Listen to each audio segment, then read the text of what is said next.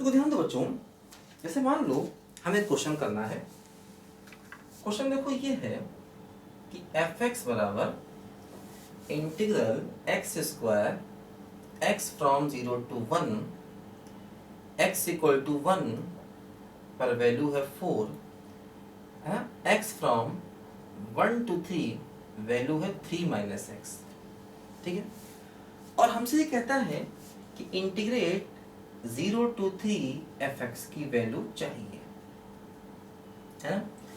0 से लेकर 3 तक हमें एफ एक्स का इंटीग्रेशन चाहिए। देखो ध्यान दो, ये जो फंक्शन है ये 1 पर अपनी वैल्यू को बदल रहा है।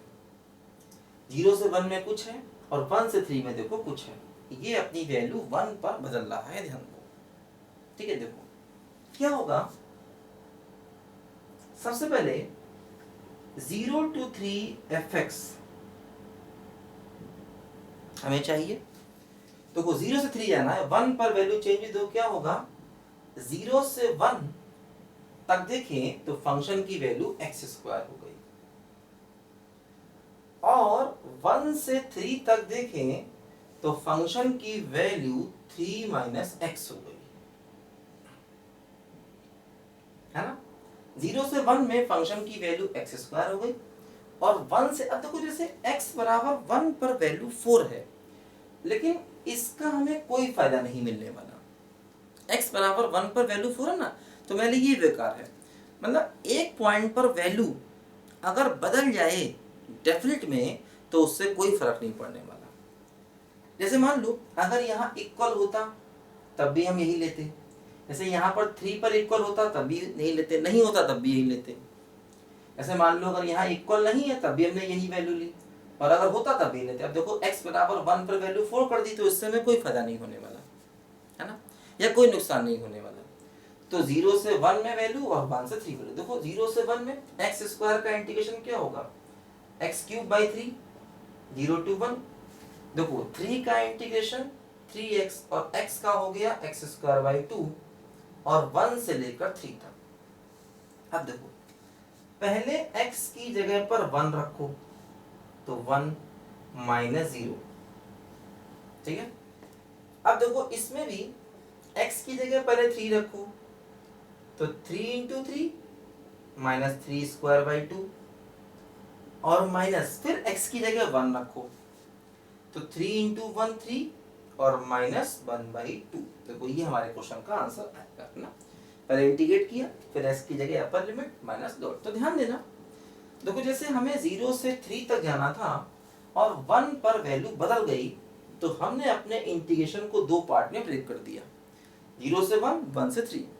जैसे अगर वैल्यू 3 जगह बदलती तो हम अपने इंटीग्रेशन को 3 पार्ट्स में भी ब्रेक कर सकते थे, ध्यान दो। ठीक है, तो ये बात हमें हमेशा ध्यान रखनी है। अब देखो जैसे मैंने क्या बताया था कि मान लो अगर आप a से b में फंक्शन को इंटीग्रेट कर रहे हो, तो ये जो फंक्शन है ये ओपन इंटरवल a b में कंटिन्यूअस होना चाहिए, है ना। ये function open interval a b में कंटिन्यूअस होना चाहिए। जैसे मान लो क्वेश्चन अगर मैं ये करूं, integral -1 to 1 by x dx, है ना। अब देखो क्या होगा, जैसे आपने सोचा कि 1 बाई एक्स का इंटीग्रेशन log mod x होता है, ठीक।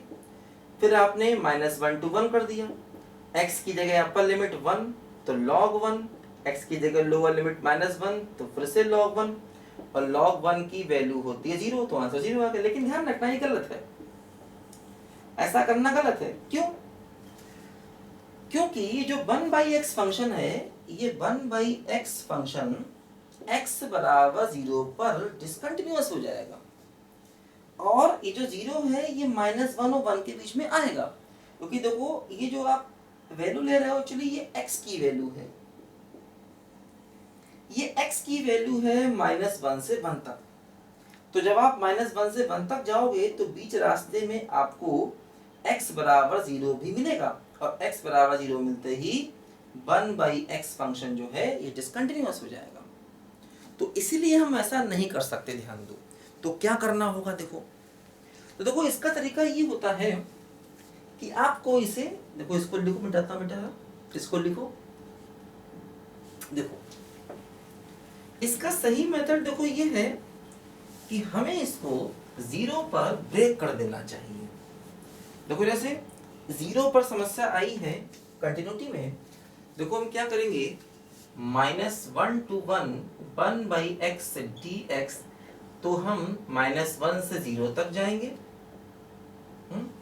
और 0 से 1 तक जाएंगे, है ना, ऐसे ध्यान दो। 0 पर इसको ब्रेक कर देंगे, जिस पॉइंट पर दिक्कत आएगी कंटिन्यूटी में उसी पॉइंट पर हम अपने फंक्शन को ब्रेक कर देंगे। अब देखो क्या हुआ, ये 1/x का इंटीग्रेशन हो गया log mod x, -1 to 0, और ये भी देखो हो गया log mod x, और 0 to 1। देखो अब क्या होगा, जैसे यहां पर हम जा रहे हैं, देखो यहां पर ये है हमारा -1, ये 0, ये 1, तो हम जा रहे हैं देखो -1 से 0 तक। तो इसका मतलब देखो अब क्या होगा, हम यहाँ पर 0 रखेंगे नहीं, क्योंकि पहले हम क्या करेंगे, जैसे हम ये सोचें कि हम 0 रखेंगे नहीं। देखो क्या हुआ, हम इस क्वेश्चन में 0 पुट नहीं कर सकते, लॉग के आगे 0 नहीं आ सकता, तो हम क्या करेंगे, देखो लिमिट लगाएंगे, लिमिट। और देखो एक्चुअली ये -1 से 0 की बात हो रही है, तो हम 0 पर लेफ्ट हैंड लिमिट लगाएंगे, 0 माइनस, और log mod x, और माइनस x की जगह पर रखेंगे -1, log mod -1, है ना, ये इसका वैल्यू होगा, है ना। इस वाले पार्ट का देखो ये वैल्यू होगा। क्या किया, x की जगह 0 रखा नहीं, log के आगे 0 रख नहीं सकते, log 0 डिफाइन नहीं है, तो हमने क्या किया, 0 पर लेफ्ट हैंड लिमिट को निकाला, है ना, 0 पर लेफ्ट हैंड लिमिट को, ध्यान दो। और फिर -x की जगह -1 रखा, तो log ऑफ -1 यानी log 1, ये 0 रखो। देखो अब 0 पर log की लेफ्ट हैंड लिमिट क्या हो गई, देखो log mod x। देखो log का ग्राफ ऐसे होता है ना, अगर log mod करेंगे तो इसका ग्राफ ऐसे हो जाएगा। भाई देखो ये सब ग्राफ याद रखो बेटा, है ना। log x का ग्राफ राइट में होगा, log mod x, x पर जब मॉड लगाते हैं, जब x पर मॉड लगाते हैं तो जैसा ग्राफ राइट में होता है वैसा ही ग्राफ लेफ्ट में बन जाता है, ध्यान दो, है ना। log x का ग्राफ सिर्फ राइट वाला है ना, log mod x तो जैसा ग्राफ राइट में है वैसा लेफ्ट में बन गया। देखो अब जैसे अगर हम 0 पर लेफ्ट हैंड लिमिट देखें, तो 0 पर लेफ्ट वाला ग्राफ जा रहा है -∞, तो देखो ये वैल्यू आ गई -∞, और ये हो गया log 1 मतलब 0, तो फाइनली आंसर आ गया -∞। इसका, इस वाले पार्ट का आंसर आ गया -∞। अब देखो इस राइट वाले को कैसे करेंगे, देखो इसका ही वही तरीका, क्या होगा, x की जगह पर पहले 1 रखो, तो log 1 माइनस, अब देखो x की जगह पर 0 रखेंगे नहीं, देखो 0 से 1 जाना है, तो 0 पर लेंगे राइट हैंड लिमिट, तो ये हो जाएगा limit x tending to 0 plus, और log mod x, है ना, 0 पर लेंगे राइट हैंड लिमिट, क्योंकि 0 से 1 तक जा रहे हैं। अब देखो log 1 हो गया 0, और ध्यान दो log mod x में अगर हम 0 पर राइट साइड से देखें तो फंक्शन जा रहा है -∞, तो ये -∞, तो ये हो गया 0 प्लस ∞, मतलब ∞, है ना। अब देखो तुम कहीं गलती से ये मत समझना कि इसका आंसर -∞, इसका आंसर ∞, तो -∞, है ना, आप ये मत समझना इसका आंसर -∞ हो गया, है ना, और इसका आंसर देखो +∞ हो गया, तो तुम कहना ∞ -∞ 0, ऐसा नहीं होता है, ∞ -∞ 0 नहीं होता है, ये अनडिफाइंड फॉर्म होती है। तो मतलब कुल मिलाकर के ये आंसर आया -∞ और ये +∞, तो देखो पूरे का आंसर आया -∞ +∞, मतलब अनडिफाइंड फॉर्म, मतलब ये इंटीग्रेशन पॉसिबल नहीं है। तो ऐसे इंटीग्रेशन को डाइवर्जेंट कहते हैं, डाइवर्जेंट, जिसका इंटीग्रेशन पॉसिबल नहीं है। इसका इंटीग्रेशन क्या हो गया बोलो, नॉट पॉसिबल, है ना, इसका इंटीग्रेशन पॉसिबल नहीं है। तो मतलब अब हालांकि ऐसे सवाल हमें आईआईटी में दिए नहीं जाएंगे। जैसे आईआईटी में ये क्वेश्चन कभी नहीं आएगा कि चेक करो कि ये कन्वर्जेंट है या डाइवर्जेंट। पता है मैं नॉलेज के लिए कि भाई अगर फंक्शन किसी पॉइंट पर अनडिफाइंड है तो उस पॉइंट पर पहले ब्रेक करेंगे फिर इंटीग्रेशन निकालेंगे, है ना। और वो इंटीग्रेशन हो सकता एग्जिस्ट करे, हो सकता एग्जिस्ट ना करे, ऐसा भी हो सकता है ना।